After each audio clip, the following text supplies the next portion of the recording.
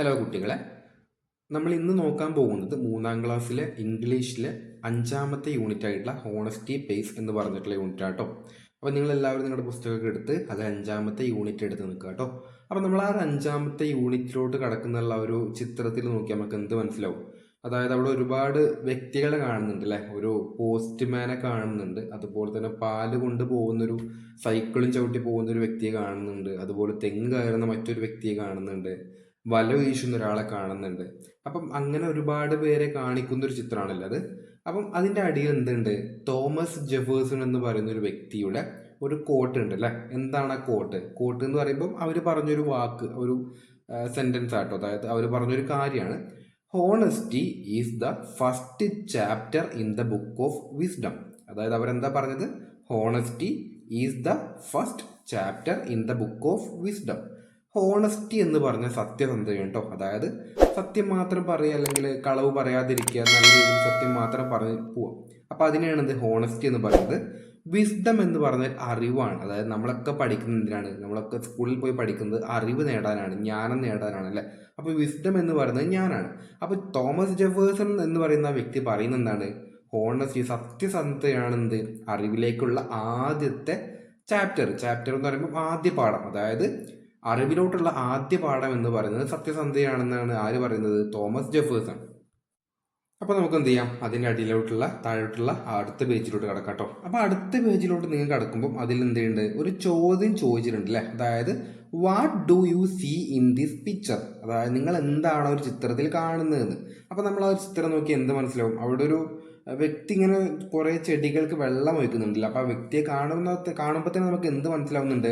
അതൊരു കൃഷിക്കാരനാണ്. കാരണം പടവലങ്ങയും മത്തങ്ങയും അതുപോലെ തന്നെ വാഴയും ഒക്കെ നമുക്ക് ആ ഒരു വ്യക്തിക്ക് ചുറ്റും കാണുന്നുണ്ട്. ആ വ്യക്തി മണ്ണിൽ നിന്നും കാണുന്നുണ്ട്, ചെടിക്ക് വെള്ളം ഒഴിക്കണം. അപ്പോൾ അതൊരു കർഷകനാണ്. കർഷകൻ എന്താണ്? സ്വന്തം കൃഷിസ്ഥലത്തെ പരിപാലിക്കുകയാണ് ആ ഒരു ചിത്രത്തിൽ. അപ്പം നമ്മളോട് ചോദിച്ചിട്ടുള്ള എന്താണ് നിങ്ങൾ ആ ഒരു ചിത്രത്തിൽ കാണുന്നതാണ് ചോദിച്ചിട്ടുള്ളത്. അപ്പോൾ നമുക്ക് എന്ത് ചെയ്യാം? നമ്മുടെ ചാപ്റ്ററിലോട്ട്, നമ്മുടെ പാഠത്തിലോട്ട് കിടക്കാം കേട്ടോ. അപ്പോൾ പാഠത്തിന്റെ ഹെഡിങ് എന്താ? ദ ഫാർമർ, കൃഷിക്കാരൻ. ഫാർമർ എന്ന് പറഞ്ഞാൽ കൃഷിക്കാരനാണ് കേട്ടോ.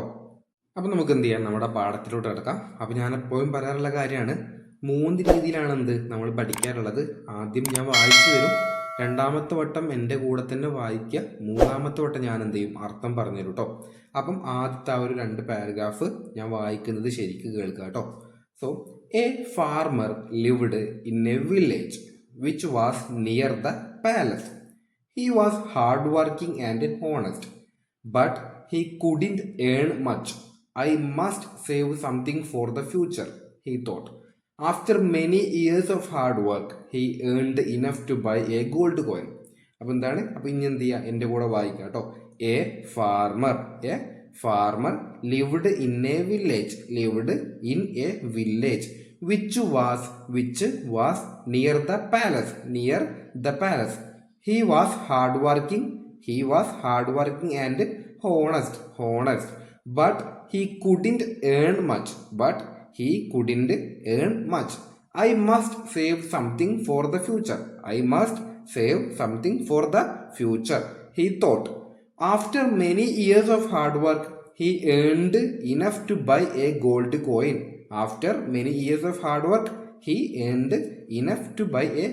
coin.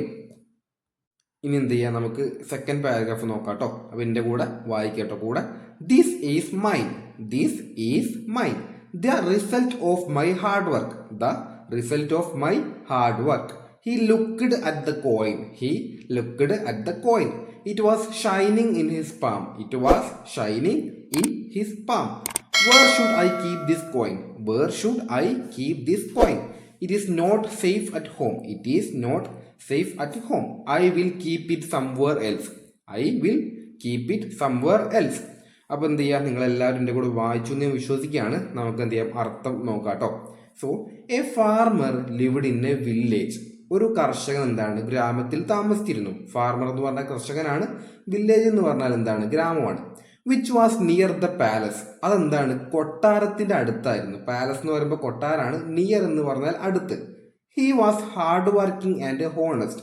നമ്മുടെ കർഷകൻ എന്താണ്, ഒരു ഹാർഡ് വർക്കിംഗ് ആൻഡ് ഹോണസ്റ്റ് ആണ്. അതായത് ഹാർഡ് വർക്കിംഗ് എന്ന് പറഞ്ഞാൽ കഠിനാധ്വാനിയാണ്, ഹോണസ്റ്റ് എന്ന് പറഞ്ഞാൽ സത്യസന്ധനാണ്. നമ്മുടെ കർഷകന് ഒരു കഠിനാധ്വാനിയും സത്യസന്ധനുമാണ് കേട്ടോ. But he couldn't earn much. പക്ഷെ എന്താണ്, അവർക്ക് അധികമൊന്നും സമ്പാദിക്കാൻ പറ്റിയിട്ടില്ല. നല്ലൊരു കർഷകനാണ്, നന്നായിട്ട് അധ്വാനിക്കുന്ന കർഷകനാണ്, സത്യസന്ധനായ കർഷകനാണ്. പക്ഷെ അദ്ദേഹത്തിന് അധികമൊന്നും സമ്പാദിക്കാൻ വേണ്ടി പറ്റിയിട്ടില്ല. I must save something for the future. അപ്പൊ നമ്മുടെ കർഷകൻ ചിന്തിക്കുകയാണ്, ഹി തോട്ട് എന്ന് പറയുമ്പോൾ ചിന്തിക്കുകയാണ്, എനിക്ക് നമ്മുടെ ഭാവിയിലോട്ട് വേണ്ടി എന്തെങ്കിലുമൊക്കെ ഒന്ന് സേവ് ചെയ്യണം. I must save something for the future. എനിക്ക് എൻ്റെ ഭാവിയിലോട്ട് എന്തെങ്കിലുമൊക്കെ ഒന്ന് സേവ് ചെയ്യണം നമ്മുടെ കർഷകൻ ചിന്തിക്കുകയാണ്. അങ്ങനെ after many years of hard work, അങ്ങനെ ഒരുപാട് കാലത്തെ കഠിനാധ്വാനത്തിന് ശേഷം he earned enough to buy a gold coin. He earned enough to buy a gold coin. അതായത് അവരെന്താണ്, ഏൺഡ് എന്ന് പറഞ്ഞാൽ സമ്പാദിച്ചു. അതായത് അങ്ങനെ ഒരുപാട് കാലത്തെ കഠിനാധ്വാനത്തിന് ശേഷം അവർ സമ്പാദിച്ചു എന്ത്, ഒരു ഗോൾഡ് കോയിൻ വാങ്ങാനുള്ള ഒരു സമ്പാദ്യം അയാൾ സമ്പാദിച്ചു കേട്ടോ. This is the result of my hard work. അതായത് എന്താണ്, ആ ഗോൾഡ് കോയിൻ, ആളൊരു ഗോൾഡ് കോയിൻ അത്ര കാലത്ത് അധ്വാനം കൊണ്ട് ആളൊരു സ്വർണം കൊണ്ടുള്ള ഒരു കോയിൻ വാങ്ങിച്ചു. അപ്പോൾ ആൾ പറയണത് ദിസ് ഈസ് മൈൻ എന്ന് പറയുമ്പോൾ എൻ്റേത്, ഇത് എൻ്റേതാണ്. The result of my hard work, എൻ്റെ കഠിനാധ്വാനത്തിന് എനിക്ക് കിട്ടിയ റിസൾട്ട്, പാരിതോഷികമാണെന്ത്, ഈ ഗോൾഡ് കോയിൻ. അപ്പോൾ ഇതെന്താണ്, എൻ്റെതാണ്. He looked at the coin. നമ്മുടെ കർഷകൻ എന്താണ്, ആ ഒരു കോയിനിലോട്ട് നോക്കി. It was shining in his palm. അതെന്താണ്, അദ്ദേഹത്തിന്റെ കയ്യിൽ കിടന്നുകൊണ്ട് ഷൈൻ ചെയ്യാണ്. ഷൈൻ എന്ന് പറയുന്നത് തിളങ്ങുക കേട്ടോ. ഷൈനിങ് എന്ന് പറയുമ്പോൾ തിളങ്ങുക. Where should I keep this coin. അതായത് നമ്മുടെ കർഷകൻ ചിന്തിക്കുകയാണ്, ഇതിപ്പോൾ ഞാൻ എവിടെയാവുന്ന സൂക്ഷിക്കുക. Where should I keep this coin, ഞാനിത് എവിടെയാവുന്ന സൂക്ഷിക്കുക. It is not safe at home. ഇത് എന്തായാലും എന്തല്ല, എൻ്റെ വീട്ടിൽ ഒരിക്കലും ഇത് സേഫ് അല്ല, വീട്ടിൽ വെച്ചാൽ ശരിയാവില്ല. I will keep it somewhere else. ഞാനത് വേറെ എവിടെയെങ്കിലുമൊക്കെ സംരക്ഷിക്കും, സൂക്ഷിച്ചു വെക്കും. കാരണം എൻ്റെ വീട്ടിൽ വെച്ച് ശരിയാവില്ല, ഇനി എങ്ങാനും കള്ളന്മാരൊക്കെ വന്ന് കൊണ്ടുപോയല്ലോ എന്ന് നമ്മുടെ കർഷകൻ ചിന്തിക്കുകയാണ് കേട്ടോ. അപ്പോൾ ഇത്രയുമാണ് നമ്മുടെ ഫസ്റ്റ് പേജിലുള്ളത്. അതിന് താഴെ ഒരു ചോദ്യം കൊടുത്തിട്ടുണ്ട്, where will the farmer hide the gold coin. അതായത് നമ്മളോട് ചോദിക്കുകയാണ്, എവിടെയായിരിക്കും നമ്മുടെ കർഷകൻ നമ്മുടെ ആ ഒരു ഗോൾഡ് കോയിൻ എന്ത് ചെയ്യുക, സൂക്ഷിക്കുക അല്ലെങ്കിൽ ഒളിപ്പിച്ച് വെക്കുക. അത് നമ്മളോട് ഇങ്ങോട്ട് ചോദിക്കുകയാണ്. അപ്പോൾ അതിൻ്റെ ഉത്തരങ്ങൾക്ക് അറിയുന്നുണ്ടെങ്കിൽ എന്ത് ചെയ്യുക, നിങ്ങൾ കമൻറ്റ് ബോക്സിൽ പറയാം കേട്ടോ, അതിൻ്റെ ഉത്തരം എനിക്കറിയാമെന്ന്.